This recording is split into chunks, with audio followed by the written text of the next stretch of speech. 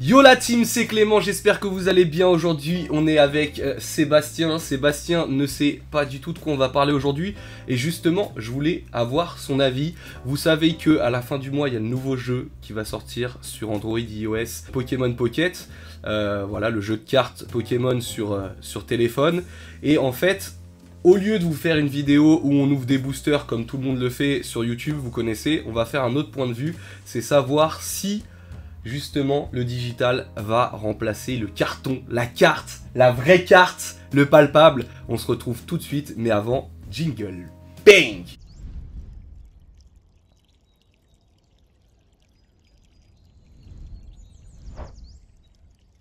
Et on se retrouve les amis pour parler un petit peu avec Seb. Donc t'apprends un peu de quoi on va parler aujourd'hui. Ouais. De parler de cette nouvelle application qui sort fin du mois. Là on peut déjà la voir grâce à NordVPN ou les choses comme ça. C'est dispo en Nouvelle-Zélande. C'est un nouveau JCC, c'est un nouveau jeu. En fait, tout simplement, Pokémon, les cartes, vous avez dû voir passer ça. Tous les créateurs de contenu en parlent en ce moment. Vous déchirez des boosters, vous pouvez avoir une série exclusive. Et ça, on va revenir là-dessus, parce que c'est ça le plus important en soi. Une série exclusive avec des jeux simplifiés, avec un peu à la manière de Pokémon Go, parce que c'est très ressemblant au niveau de l'interface. Je vous mettrai des screens un petit peu par-ci par-là, pour ceux qui n'auraient pas suivi. Mais ça ressemble beaucoup à Pokémon Go, mais dans l'univers de la carte. Et voilà, moi j'ai mon avis, je vais vous le donner. Et j'aimerais avoir l'avis d'une personne un petit peu hors, voilà, collectionneur, mais hors application. Parce que je crois que t'aimes pas trop ça. Voilà, l'important, comme vous avez vu, je vais vous montrer à l'écran qu'est-ce qui se passe chez Pokémon, dans le sens où on a vu des illustrations. Et ça, je pense que 90% de la communauté est d'accord. Des illustrations, les gars, de cartes. Je vous les mettrai, elles vont popper un peu par-ci par-là. D'une série Pokémon qui est exceptionnelle. Exceptionnelle. Il y a des cartes qui ont été reprises, mais il y a énormément d'AR, d'alternatives qui sont totalement différents, avec des artworks qui sont totalement différents. Et franchement, ça a de la gueule. Le Alakazam. Le Alakazam, le Sulfura. Il y a aussi un système aussi de... un peu moins fan du Dracofeu. Ah, il est quand même beau quand il y a la... Parce que vous allez voir, il y a une... En fait, vous avez des cartes immersives, et quand vous avez la carte, en fait, la carte se développe en full art, en gros, et vous voyez tout l'univers à côté. Et franchement, je l'ai vue, elle est quand même très très belle, elle est très très jolie. Les plus rares sont... Il y a 3 gold que vous pouvez avoir, notamment le Dracofeu, c'est... je crois que c'est 0,30% de chance de l'avoir, ou 0,15%, enfin, ou 0,33 je crois. C'est extrêmement difficile de l'avoir, et après vous avez des statistiques qui sont déjà mises et expliquées dans le jeu. Ça c'est plutôt bien fait. Moi j'ai vu l'application, je vais pas vous mentir, ça m'a donné envie. Maintenant, ça m'a donné envie parce que les cartes sont hyper belles, et franchement elles surpassent même, j'ai l'impression, la série 151, tu vois. En termes de beauté de carte, franchement, ça tue. Qu'est-ce que t'en penses, toi, Seb? Alors, très honnêtement, j'ai essayé Pokémon Go, j'ai essayé le jeu de cartes qu'il y avait avant.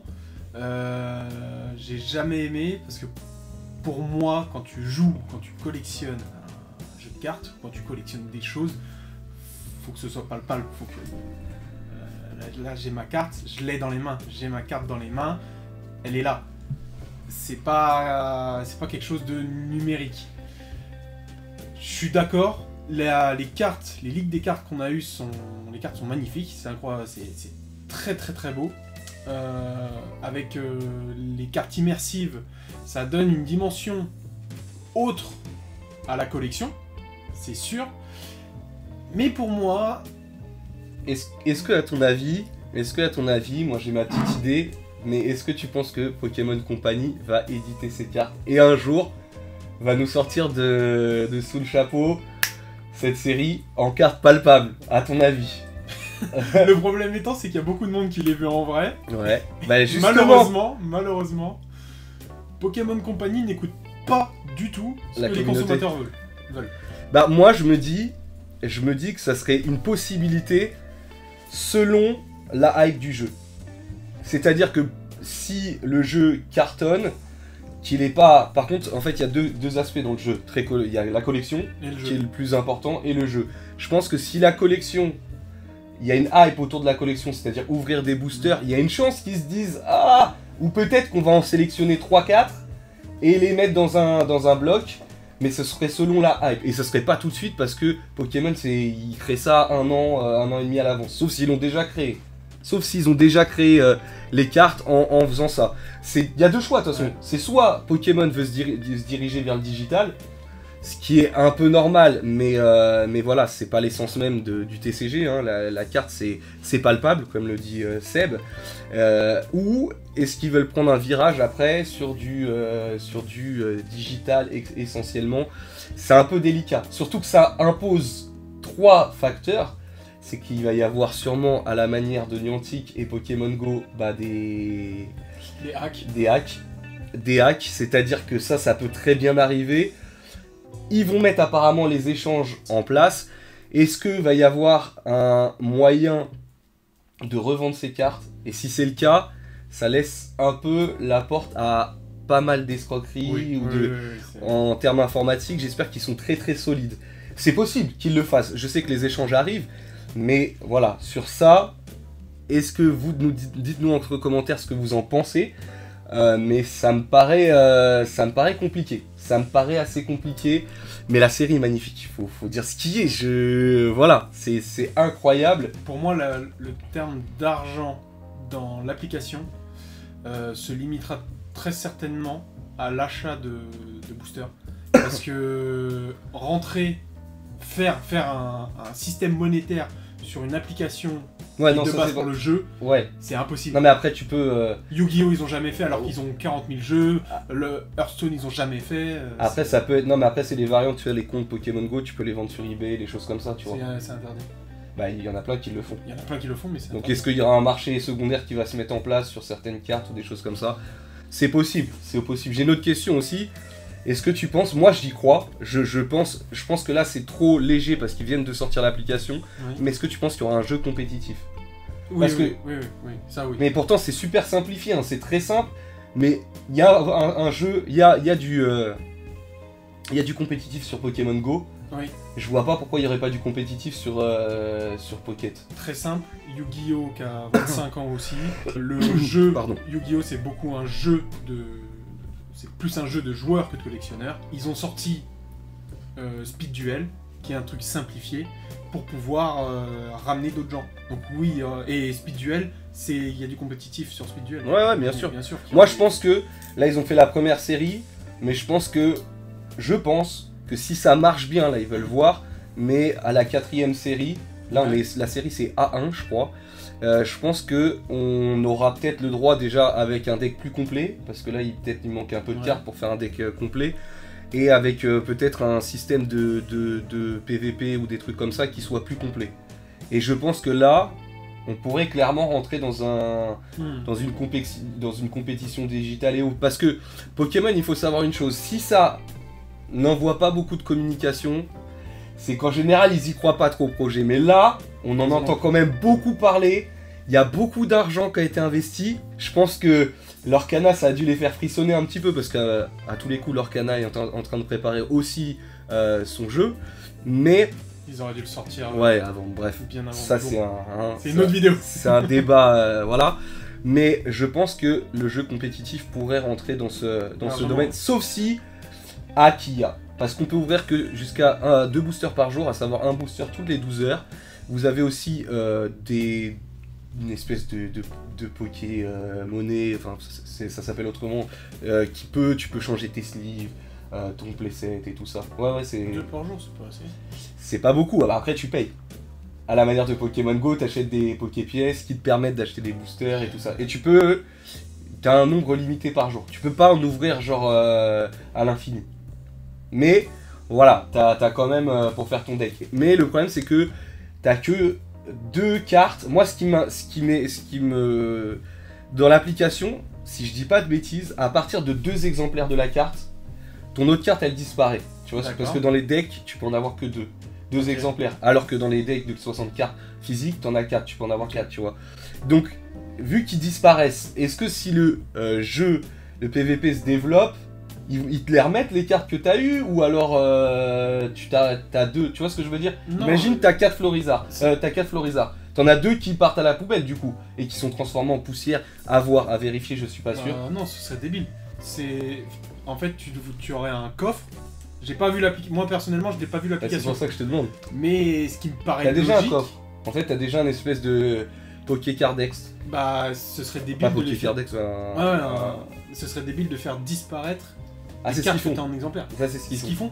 Bah, pour pas avoir, imagine, t'en as 500 de la même, tu vois. Bah, si Mais t'en là, as 500, il y a apparemment, d'après ce que j'ai vu, à 2, ça va en poubelle et ça se transforme.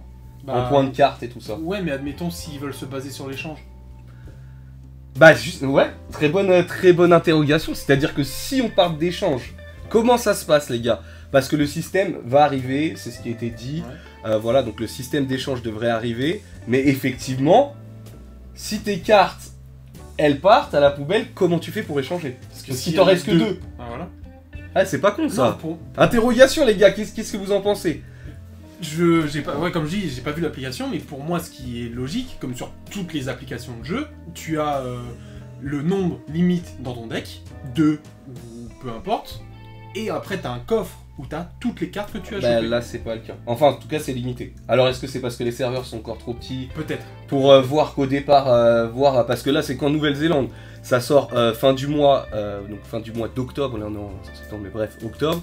Le 30 octobre, on verra quand l'engouement que ça va prendre. Parce que s'il y a des milliers de joueurs à voir dans la suite. En tout cas, le débat premier, c'était est-ce que le digital va remplacer la carte? Le carton!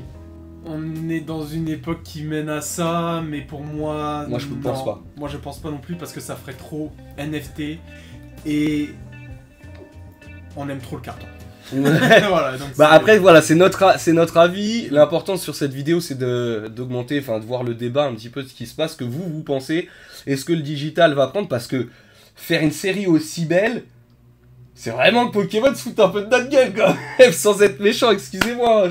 Si un jour je travaille avec vous, il n'y a pas de problème, mais vous nous sortez une série franchement digitale qui est absolument oufissime en termes de dessin, et je pense que tout le monde est d'accord. Ouais. C'est rare que quelque chose mette absolument tout le monde d'accord. J'ai pas vu une seule personne qui me disait non, c'est pourri.